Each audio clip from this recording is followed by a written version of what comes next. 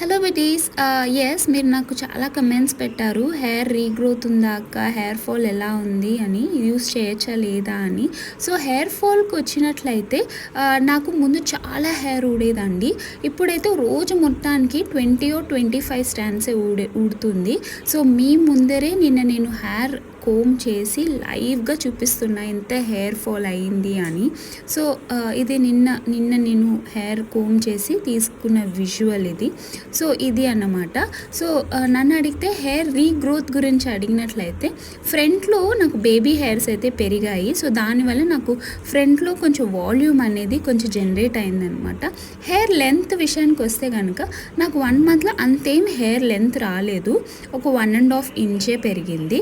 So దీంట్లో disadvantages నేను చూసింది ఏంటంటే హెయిర్ అనేది చాలా ఫ్రిజీ అయిపోయింది, అన్మేనేజబుల్గా కనిపిస్తుంది.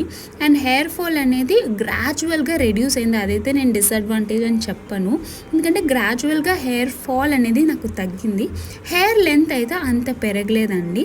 ఇదే నా రివ్యూ. సో నేనైతే యూస్ చేస్తాను, ఇంకా 3 months యూస్ చేస్తాను.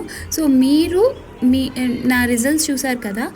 నన్ను అడిగితే కనుక యూస్ చేయొచ్చనే చెప్తాను, ఎందుకంటే హెయిర్ ఫాల్ చాలా స్లోగా అయితే రిజల్ట్ అయితే ఉంది, తగ్గుతుంది, తగ్గలేదు అనట్లేదు, కానీ కంప్లీట్గా అయితే హెయిర్ ఫాల్ అయితే తగ్గలేదండి నాకు.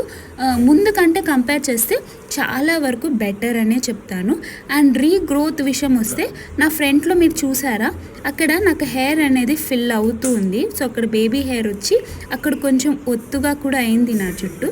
సో ఇదేనండి నా రివ్యూ. ఇంకా స్ట్రైట్నర్స్ అండ్ హెయిర్ బ్లోస్ అని యూస్ చేస్తే తగ్గుతుందా అంటే లేదు, హెయిర్ ఫాల్ అనేది అవుతుంది, మన హీట్ పెడతాం కాబట్టి అఫ్కోర్స్ అవుతుంది. Okay friends, bye.